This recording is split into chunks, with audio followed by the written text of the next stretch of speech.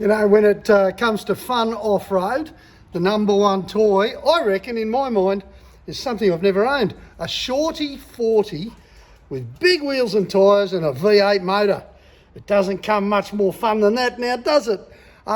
Get a load of this one, because it is awesome. And right now, I reckon we could all use a big dose of fun.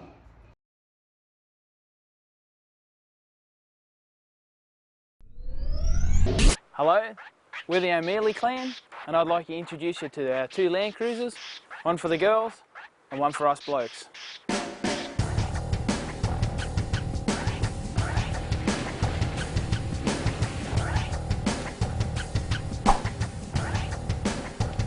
Well, this is our 100 series Land Cruiser. It's set up for touring. It's got all your typical suspension, snorkels, dual batteries, lighting on the front, drawers in the back.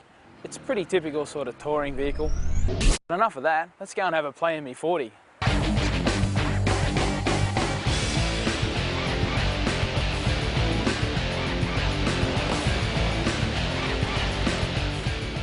Why do Cam and I like this 40? Well, after many years of running pretty complicated and sophisticated winch trucks, it was just nice to come back to something just plain and simple and really on a budget. It's pretty easy to work on, there's nothing to it, and if it breaks down in the bush, I put it on the trailer, take it back home. Can't get any simpler than that.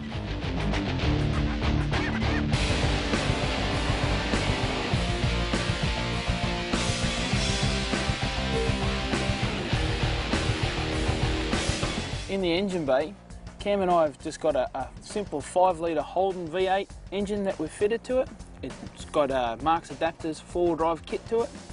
The reason why we've gone to 5 litre, it's something simple, easy to fix, and there's not a lot of technical stuff, so we don't have to worry about too many major breakages.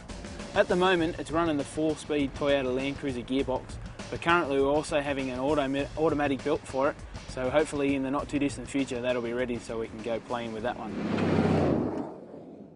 Underneath the front of our 40 series, we've just got a 40 series standard diff, but it's filled with ARB air lockers.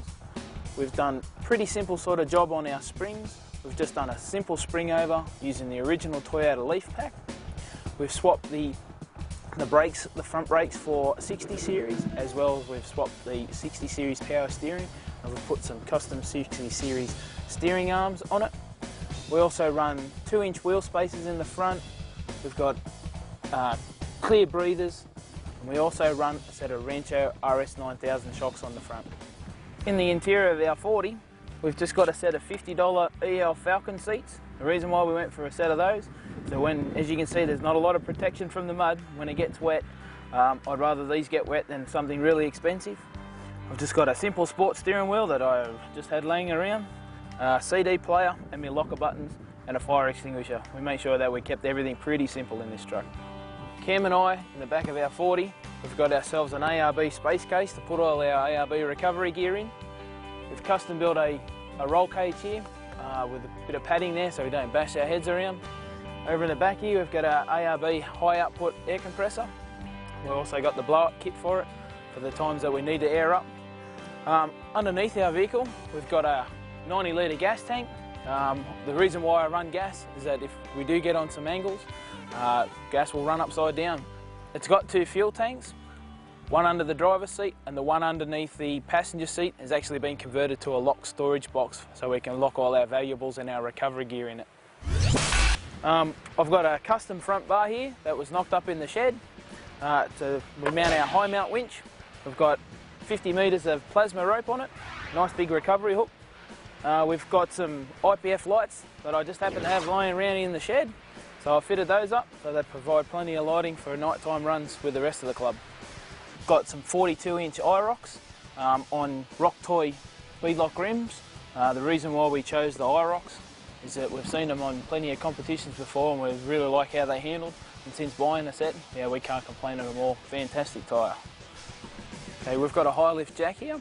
It's just for those times that you never know when the high mount winch just won't quite get us over what we need to. We'll just jack the back of it up and just skull drag it over the top.